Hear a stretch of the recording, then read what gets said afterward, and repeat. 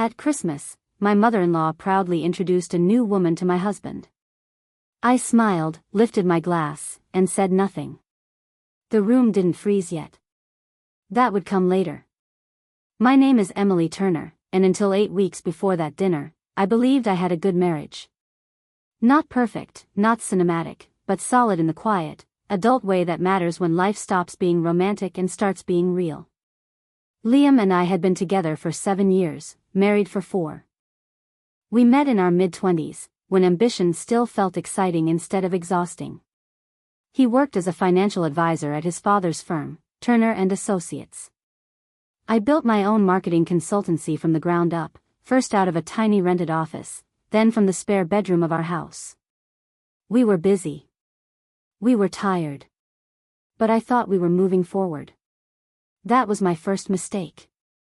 The warning signs didn't arrive all at once. They rarely do. They arrive quietly, disguised as stress, responsibility, adulthood. Liam started working later. Phone calls he took in the hallway instead of the living room. A sudden interest in clothes, gym sessions, cologne he'd never worn before. I told myself it was normal. People change. Careers peak and dip. Marriage settles. I wanted to believe that. The truth announced itself on an ordinary Tuesday evening while Liam was in the shower. His phone buzzed on the bathroom counter. I wasn't snooping. I wasn't suspicious yet. I was reaching for the charger. The screen lit up. Can't wait to finally meet your family. P says you've told them we're just friends for now. The message was from someone named Lily. My hands went cold. Not dramatic cold, the quiet, internal kind that settles behind your ribs. The kind your body produces when it understands something your mind is still trying to avoid. P, I realized, didn't mean people. It meant Helen. His mother.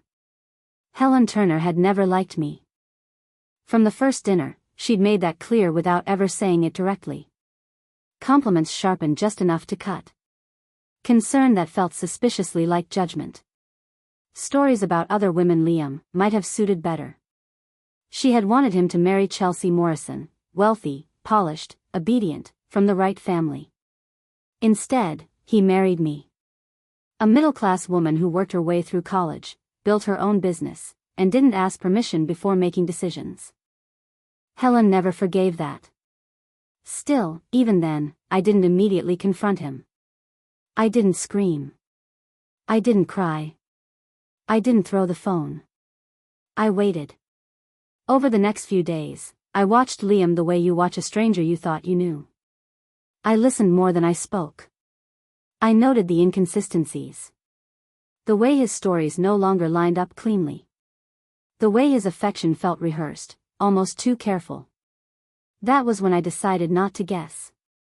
I hired a private investigator. His name was Jason Lee. Quiet, efficient, the kind of man who doesn't dramatize bad news. He worked quickly. Within a week, he confirmed what my instincts already knew. Liam had been seeing Lily Harris for 3 months. She was 25. A real estate agent who had recently moved to town.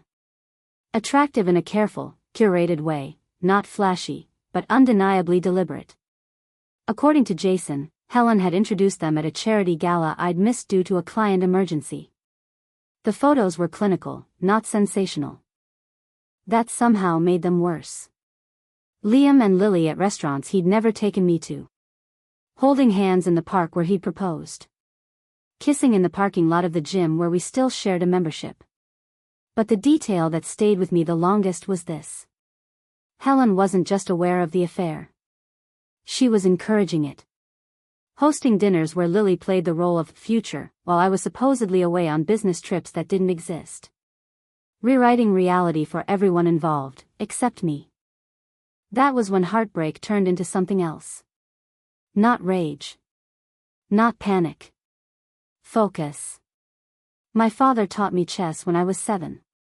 He used to say, never make a move until you can see the whole board.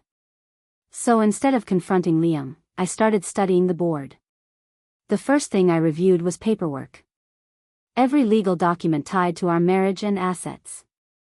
When we got engaged, my lawyer had insisted on a prenuptial agreement. Liam had been offended at the time. I'd explained that as a business owner, I had responsibilities beyond romance. The prenup was airtight. What was mine remained mine. What was his remained his. More importantly, the house we lived in, the beautiful 4-bedroom colonial Helen loved to brag about, had been purchased entirely with my money and was solely in my name. Next, I documented everything. Every business dinner charged to our joint account. Every expense that didn't align with the story I'd been told. Every gap in his timeline. I monitored transactions in real time, saving screenshots, building a spreadsheet so detailed it would have impressed an auditor. Then I made my own quiet adjustments. I opened new personal accounts. Redirected my business income. Left just enough in our joint accounts to avoid suspicion.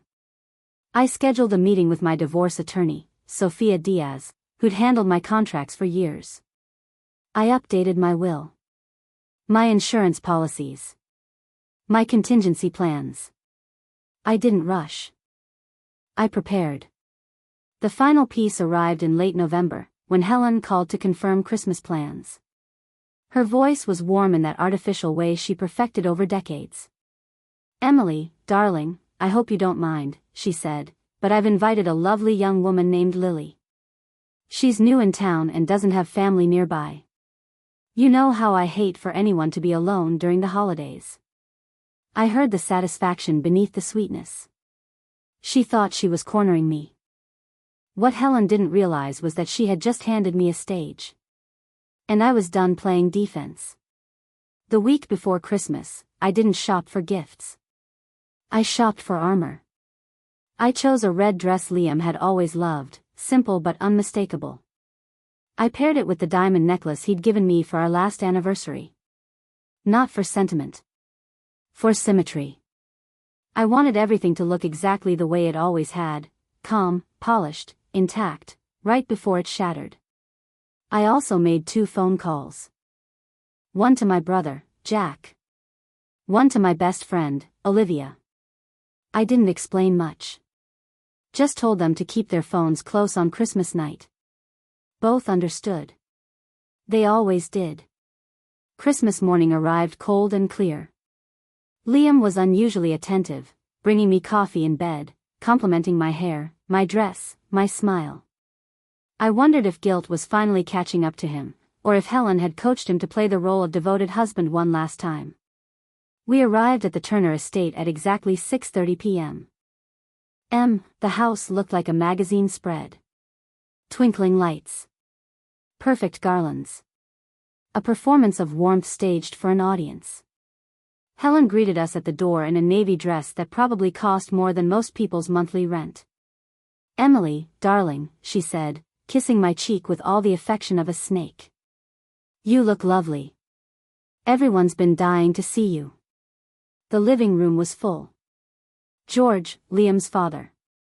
Rachel, his sister. Aunts, uncles, cousins, family friends I'd known for years. Familiar faces wearing unfamiliar anticipation. And then I saw her. Lily Harris sat beside Helen, exactly where I expected her to be. Tall. Blonde. Carefully polished. She wore an elegant cream dress, expensive but modest, designed to signal taste without threat. When she saw Liam, her face lit up. Helen beamed. "Liam, come meet Lily. I've told her so much about you." I watched my husband perform with almost professional admiration. The practiced surprise. The pleased smile. The handshake held just a moment too long. "Lily, what a pleasure," he said. "Mom mentioned you were new in town." "Yes," Lily replied warmly. "I moved here from Boston about 8 months ago. Your mother's been incredibly welcoming." I stood beside them, smiling, playing my role perfectly. Dinner was called at 8. Helen had clearly planned the seating. Liam was placed directly across from Lily. I was positioned at the far end of the table between Uncle Jack and Karen, my cousin-in-law, one of the few people in that family who had always been kind to me. The conversation flowed politely at first. Golf tournaments. Children's achievements. Vacation plans. But Helen kept steering it back to Lily, her education, her career, her background. Lily graduated from Harvard Business School, Helen announced proudly during the salad course. Just like our Liam. They have so much in common. How interesting, I said smoothly, meeting Lily's eyes. Business school must have been quite an experience. I went straight from undergraduate to starting my own company. Sometimes I wonder what I missed. Lily smiled politely. Experience teaches a lot too. Your mother mentioned you run a marketing firm. That's right. Crisis management and reputation recovery, I replied. It's fascinating how quickly trust can be destroyed, and how difficult it is to rebuild once it's gone. Liam shifted in his chair. Helen pressed on. Lily works in real estate. She's already one of the top agents in her firm. Trust is everything in that business, I added lightly. Clients need to believe their agent has their best interests at heart. The main course arrived. Beef Wellington. Rich. Heavy. The room grew warmer, the tension thicker. During dinner, I noticed Lily stealing glances at Liam. There was real affection there. Genuine belief. For the first time, I felt something unexpected. Pity. She had no idea she was a prop in Helen's production. Tell us about your family, Lily, Helen prompted. I hear your father is in finance too. Yes, Lily said, straightening slightly. He's a portfolio manager in Boston. Helen practically glowed. How wonderful. Liam's been talking about expanding the firm's investment services. I watched the conversation unfold like a rehearsed interview. Helen presenting Lily's credentials. George nodding politely. Liam playing along. And you're originally from Connecticut? George asked. Greenwich, Lily said. My family has a place on the water. Nothing fancy. Just a cottage. Helen looked delighted. That sounds lovely, I said. Liam and I considered properties there early in our marriage. We decided staying closer to the city made more sense for work. A subtle reminder. We had built a life. Together. Helen smiled tightly. Emily's always been very focused on practicality over beauty. I believe loving your work gives you more energy for everything else, I replied evenly. Lily nodded. I agree. Real estate is about understanding what people truly need, not just what they think they want. The irony sat heavy on the table. Uncle Jack, several glasses of wine in, suddenly spoke. This conversation reminds me of a client I once had. Married man, told everyone he was single. Thought he was clever. The room went quiet. Turned out both women found out, Jack continued cheerfully. Wife took him for everything. Girlfriend realized she'd dodged a bullet. Funny how honesty catches up eventually. Helen cleared her throat sharply. Perhaps we should change the subject. To justice being served, I said softly, lifting my glass. Dessert arrived, Helen's famous chocolate torte. Lily complimented it enthusiastically. I only share the recipe with family, Helen said sweetly. I've been asking for it for 8 years, I replied lightly. I suppose I never quite qualified. A few people shifted uncomfortably. It was then I realized something clearly. Helen wasn't just trying to replace me. She was enjoying the process. And Lily still didn't understand she was being used. Helen raised her glass. This is Lily, she announced proudly. She'll be perfect for Liam after the divorce. The room froze. I calmly buttered my roll. Then I looked up and smiled. This is Lily, Helen repeated, her smile sharp and triumphant. She'll be perfect for Liam after the divorce. No one spoke. Silverware rested untouched. Wine glasses hovered midair. Even the house itself seemed to hold its breath. I finished buttering my roll. Slowly. Evenly. Then I looked up at Lily with my warmest smile. How nice, I said. Did anyone mention that the house Liam and I live in is in my name? Or that there's a prenuptial agreement protecting every asset that actually matters? Liam froze. His face drained of color as if someone had pulled the plug from the wall. His wine glass trembled slightly in his hand. Lily's confident expression cracked. She looked from Helen to Liam, confusion rushing in where certainty had lived moments earlier. But I wasn't finished. I'm curious, Lily, I continued calmly. When exactly did you and my husband start seeing each other? Was it before or after the charity gala in June, the one where Helen introduced you? Lily swallowed. I'm not sure what you're implying. Oh, I'm not implying anything, I said gently. I'm stating facts. I reached into my purse and placed a thick manila folder on the table. Like the fact that you've been seeing my husband for 3 months. That you've had dinner at Marcello's 7 times together, they have excellent security cameras, by the way. Or that Helen has been hosting cozy little dinners where you play house while I'm supposedly out of town. Helen's mouth opened. Closed. Liam stood abruptly. Emily, please. Let's not do this here. Why not here? I asked, genuinely curious. This is where your mother chose to humiliate me. This is where she thought I'd sit quietly while she introduced my replacement. I stood, smoothing my dress. For those of you wondering, I said, addressing the table as if giving a presentation, yes, Liam has been having an affair. Yes, Helen orchestrated it. And yes, they planned to divorce me so Liam could marry Lily and live in what Helen likes to call the big house. I turned back to Lily, whose face had gone pale. The thing is, I said softly, I bought that house. With my money. Before Liam and I were married. And according to our prenup, it remains mine. Lily whispered, Liam told me you were separated. He said you were just waiting to make it official. Did he also tell you, I asked, that he's been using our joint account to pay for your dates? Or that the business trips that gave you time alone were fictional? Liam slammed his chair back. That's enough. Is it? I asked. Because I haven't mentioned that we were together 2 nights ago. Or that he told you I was cold, distant, and unavailable. Lily turned to him, her voice breaking. You said you were sleeping in the guest room. He lied, I said simply. About everything. Helen finally found her voice. How dare you come into my home and make these accusations? You're right, I said evenly. Liam does deserve better. He deserves honesty. He deserves a mother who doesn't manipulate him into betraying his wife. I opened the folder and spread the documents across the table. These are records of every transaction Liam made using our joint account for his affair.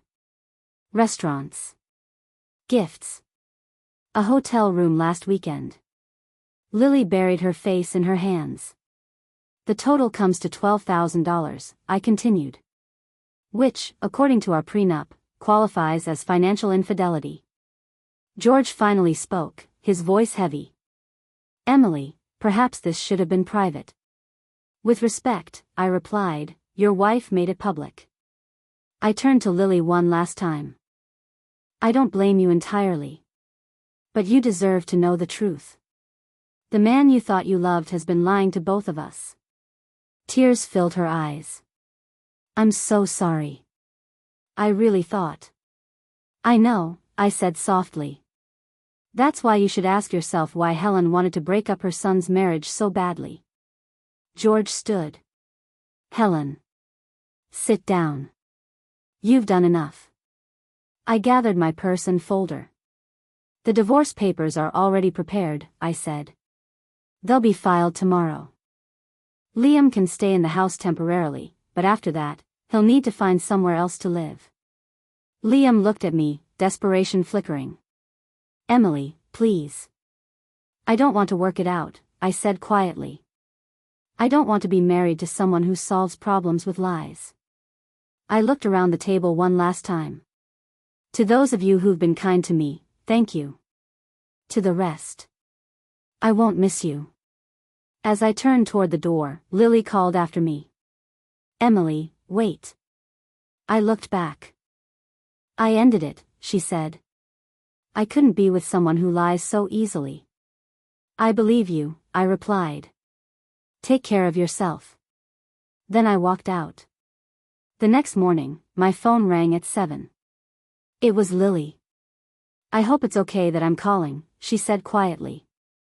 I found your number in Liam's phone. It's fine, I replied. What's going on? I ended it, she said. After you left, I told him I couldn't be with someone who could lie that easily to someone he claimed to love. I'm sorry, I said, and meant it. I thought I loved him, she continued. But if he lied to you for months, what was he doing to me? She hesitated. Helen called me last night. She was furious. Said I'd ruined everything. Said I was just like you, too independent, too difficult. That I'd never find another man as good as Liam. I laughed softly. That sounds like Helen. There was a pause. Then Lily said, that's when I realized something. She didn't care about Liam's happiness. Or yours. Or mine. She just wanted to win. That's exactly it, I said. You were never the solution, Lily. I was never the problem. Control was. We talked a little longer. Not as rivals. Not as enemies. Just two women who had seen the same truth from different angles.